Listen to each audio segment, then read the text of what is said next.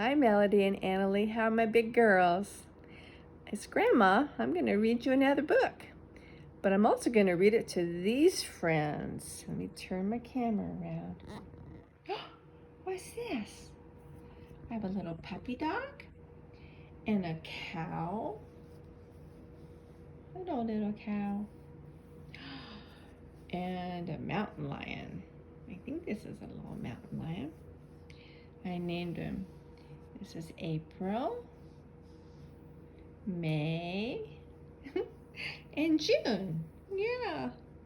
And they're going to listen to story time with you girls. Okay? Oh, look at that. Resting her little head on her hand. Okay. Are we ready? Are we ready to read a book? Okay, they're ready. Are you girls ready? Okay, I'm going to put my camera in a little coffee cup. Here we go. The book is called Don't Frighten the Lion. Let's get to the first page. And it says, once there was a little dog who wanted to go to the zoo. She lived near the park, and at night when the wind blew from the park, she could hear the seals barking and the lion roaring and the monkeys chattering in the monkey house. Little dog's looking out the window.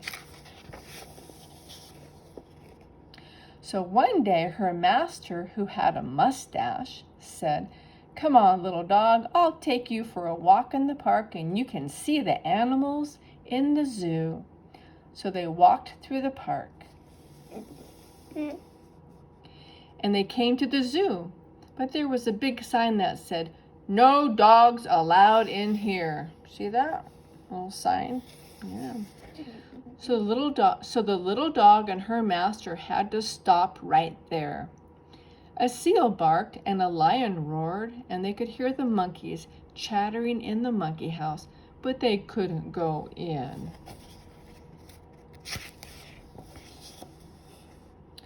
They had to turn around and go home. The little dog was very sad. Her ears fell down, and her tail fell down, and the hair fell down on her back. She was so sad. "Look how sad my little dog is," said the little dog's master to the keeper of the zoo. "When we came to the sign that said 'No dogs' and we couldn't go in, her ears fell down and her tail fell down and the fur fell down on her back. She is so sad." The keeper of the zoo, who was very sorry to see them go, he said, "If only she were a child or even looked like a child, then she could go in. But a little dog would frighten the animals, especially the lion." Turn the page. Excuse me, there goes my voice again. "By cracky," said the little dog's master, "I know what I will do. I'll dress her up as a child. And that's what I'll do. Then she won't frighten the lion." So they went to a hairdresser and got the little dog a haircut. Then they went to a store and they bought the little dog a hat with cherries on it, and a polka dot dress, and some striped socks and red shoes.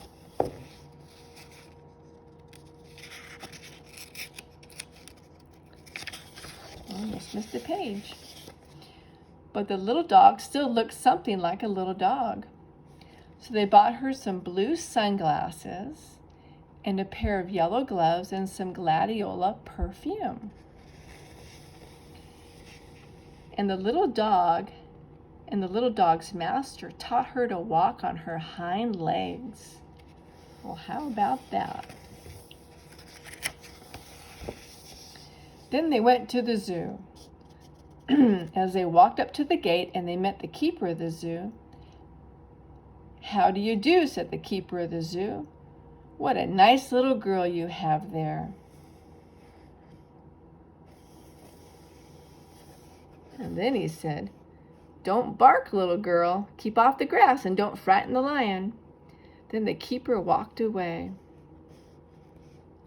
And the little dog, all dressed up like a little girl, went trotting into the zoo. Ork, ork, ork, the seals! The little dog could see the big slippery seals sliding in and out of the water, and she could smell their cold, wet flesh. She could smell their cold, wet smell, and now she knew what a seal was.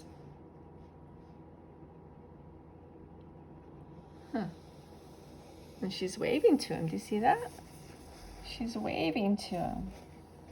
It's a big picture. I'll pull it back this way. The seals are jumping and barking, and they sound like ork, ork, ork. Grrr! A fierce yellow lion. He looked very brave, and there was that warm, tawny, crinkling smell the little dog had smelled so often on the night wind. Now she knew what a lion was, but the lion didn't know who she was. And they saw a mother panther with a lot of little panthers. And then they saw the bears up here. Polar bears swimming in cold water and eating fish. Then they saw the brown bears and cinnamon bears. The bears were eating bread and climbing trees. The bears smelled like bears.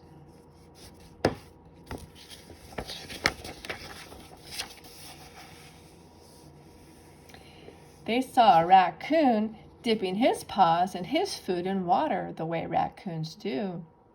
And then they saw the zebras. The zebras looked like striped horses, and they smelled like horses too, only they barked. Barking horses.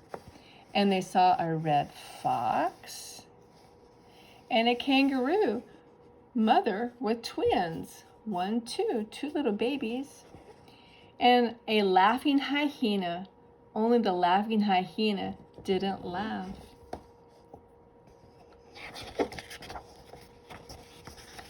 And then they went into the monkey house. Nothing but monkeys. Oh, the little dog finally got to see those monkeys. Look at them all. The big monkey house.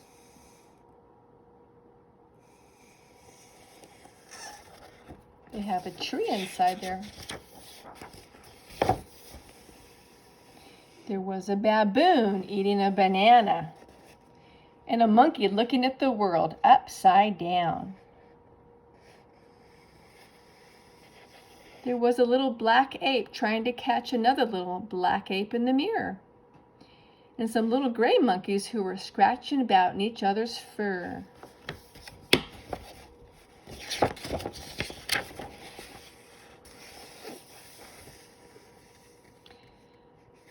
But just as the little dog leaned forward to see what they were scratching for, one of the monkeys grabbed her hat, and that wasn't all.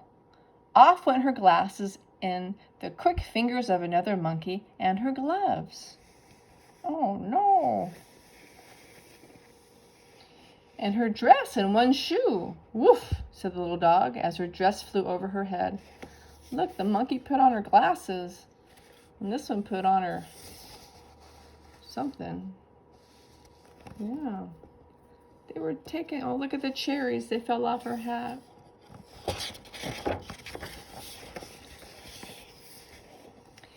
By cracky, said her master, you're a dog again. We had better be going. Look at them running. They're leaving the zoo. Running away. He took his little dog up in his arms, tucked her under his coat so that she wouldn't frighten the lion, and carried her